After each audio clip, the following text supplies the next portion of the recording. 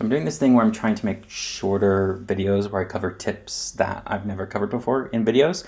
And I'm knitting this sweater and I realized that I've never gone over the magic loop. So the magic loop it's not that magical. It's very easy and not difficult. It's very practical to do.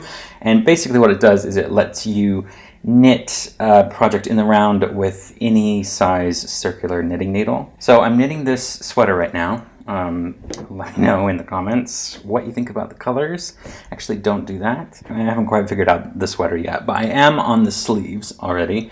And you'll see that the sleeve is too small for the circular knitting needle. So this is the same needle I used to knit the full body of the sweater.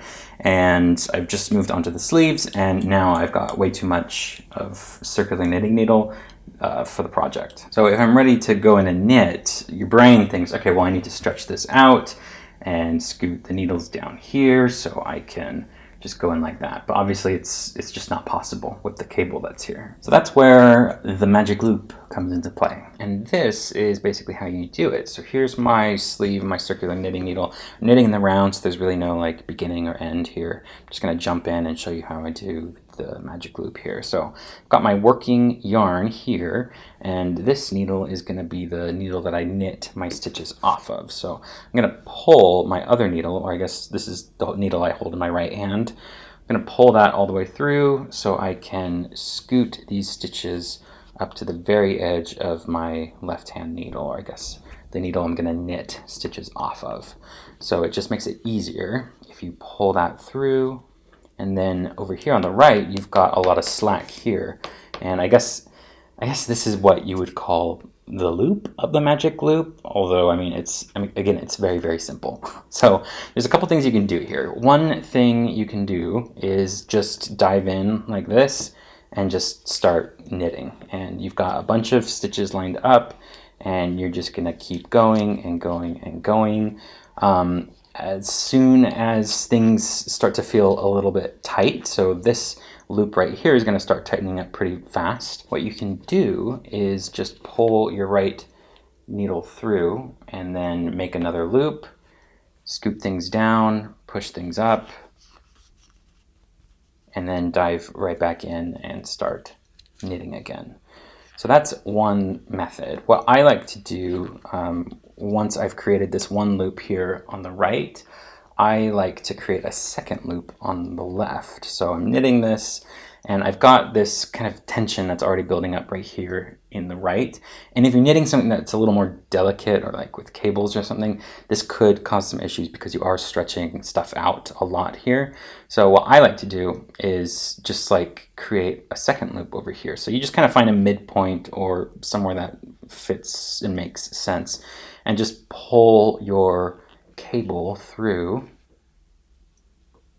And now you've got a little loop here and a little loop here on the right still. And you've essentially divided the sleeve in half, and you've got all your stitches right here that you're going to knit. They're all lined up. And once you get to the end of here, then you can just do it again, create another system of loops. So let's just knit to the end of this and see what happens.